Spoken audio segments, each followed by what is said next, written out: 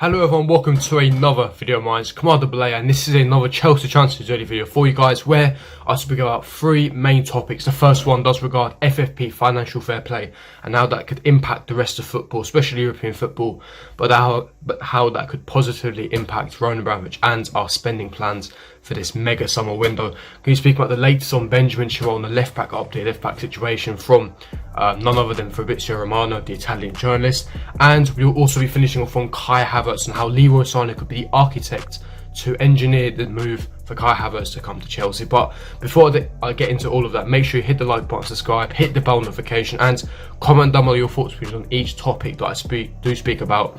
But without further ado, let's get straight into this Transfer News Daily. Now, starting off with the financial fair play rules. Now, it's broken by the Telegraph, and we've known for some time because of currently we are in the midst of a global pandemic, with the coronavirus situation.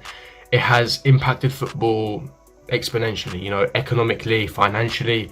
Clubs don't have the revenue that we'd usually have, no match day revenue, TV money. It's been greatly impacted. 3 months there's no football, meaning that, players' wages have been continually paid. And clubs are struggling financially, hence why a lot of clubs won't be spending much this financial window. However, with Chelsea, the situation is different, as we know. Now, an article is written giving the details of what's happening with UEFA and what their stance is on financial fair play. Now, financial fair play, just to give you guys some context, is essentially where it stops clubs from overspending and essentially blowing other clubs out the water with their enormous amounts of spending. Now, it makes it a lot fair play, it makes the game a lot fairer, and it's in the name, financial fair play. Now, this rule was introduced in 2011. Obviously, Man City are in a lot of legal trouble because of financial fair play.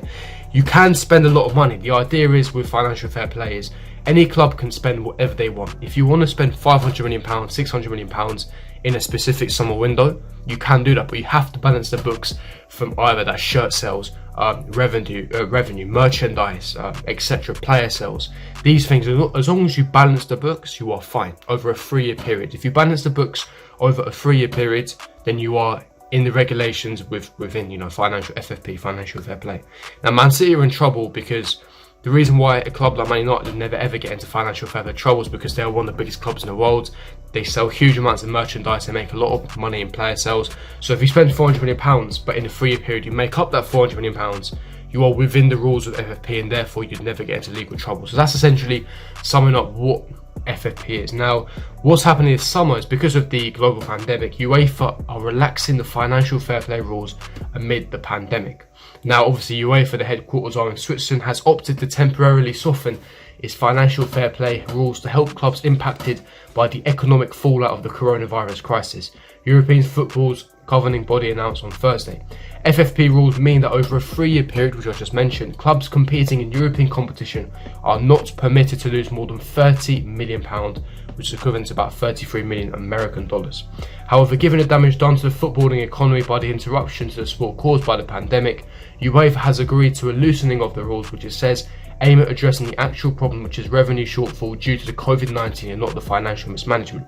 It means that clubs will be given longer than usual to show they have met payments owed on transfers and salaries, while the assessment of the financial year 2020 is postponed for 1 season and will be assessed together with the financial year 2021. These measures do not impact on decisions already taken before the crisis. So, for example, the French club Marseille are still set to be punished after they were referred to in March to the auxiliary chamber of UEFA's club financial control body for not complying with an agreement to balance their books. Man City have been banned from Europe for 2 years and handed a £30 million fine for serious breaches of FFP regulations between 2012 and 2016. Now, as I just read there from the article, what's essentially saying is, obviously, like I said, with financial fair play FFP, you have a 3-year period where you have to essentially balance those books. Now, because what UEFA are doing is they're relaxing those rules, so now instead of doing it in a 3-year period, they're extending that period. So you'd have to basically balance your books, present the statements to UEFA, balance your books over a longer period. So this could be 4 years, this could be 5 years, and they'll assess this next year, considering how the pandemic is going, considering if football's return to normal, with fans come back into stadium, how is the football economy doing by the next summer window, so next year, summer 2021, and then they'll assess the situation. But as of right now, they're relaxing the rules, and the period will be longer, so you have more money to spend because you have a longer amount of time to recoup that amount of money back, if that makes sense. Which is why it benefits Chelsea greatly, which is why billionaire owners can invest more money into the club because they know they have a longer period of time to make up for that money, whether that is player sales, whether that is merchandise, whether that is TV revenue, whether that is matchday revenue, whatever it is.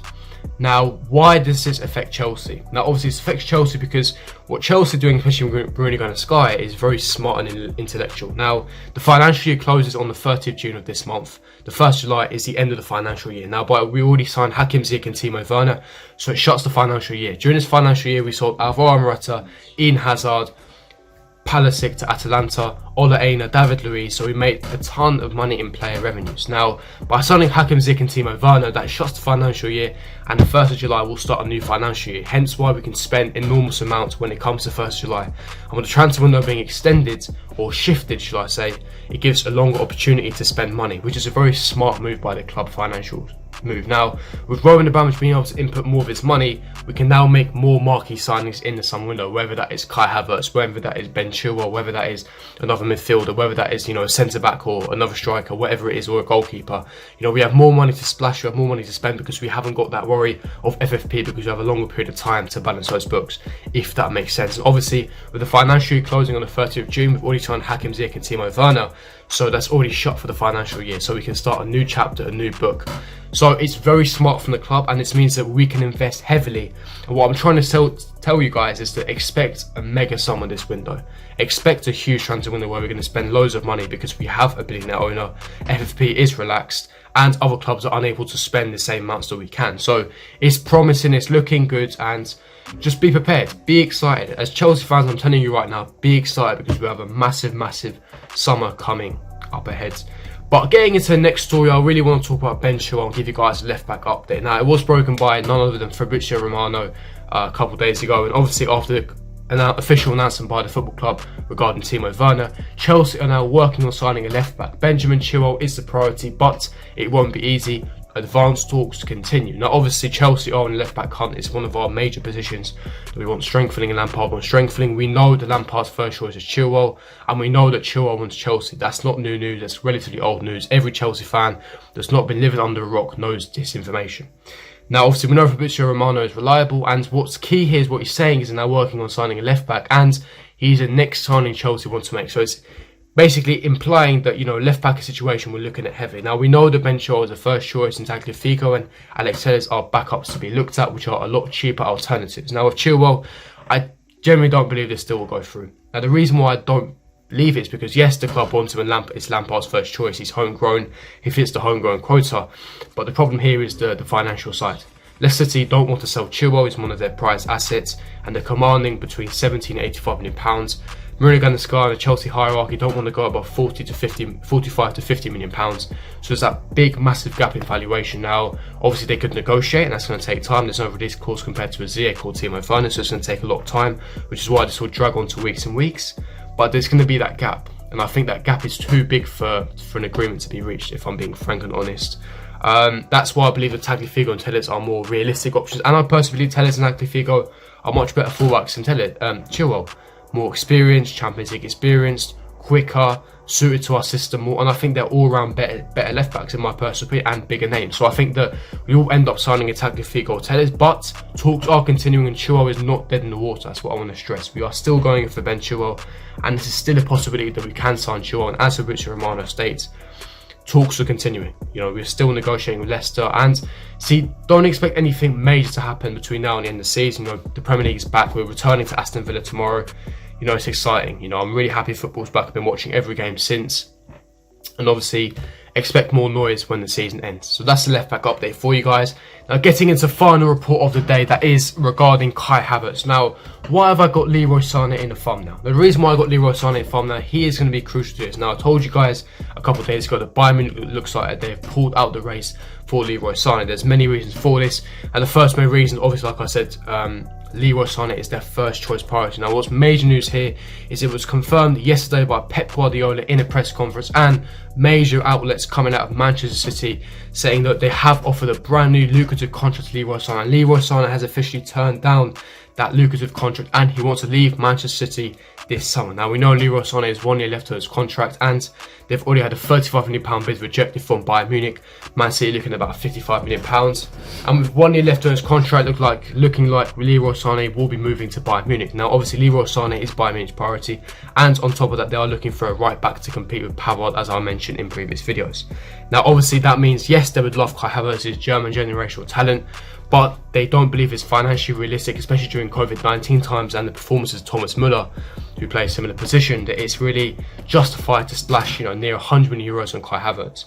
And therefore they want to make a deal for Havertz next summer. But what's interesting is Havertz wants to leave this summer, so this is why Chelsea are in pole position to sign him, and Leroy Sane could be the architect and could help Chelsea secure Kai Havertz by Leroy Sane moving from City to Bayern Munich, allowing Kai Havertz to come to Chelsea, giving Chelsea that 3-1 to Kai Havertz. Now I'm not saying it's a done deal, there's still a long way to go, there's weeks and months until we could potentially wrap up this deal, and we haven't agreed a valuation for him, but it's looking good. I will tell you guys to be optimistic. I'm optimistic. We are striking to work a deal, talks are continuing, we've contacted his reps, and it's looking good, but we'll see what happens on that one.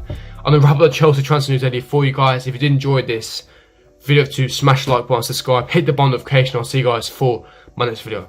Peace.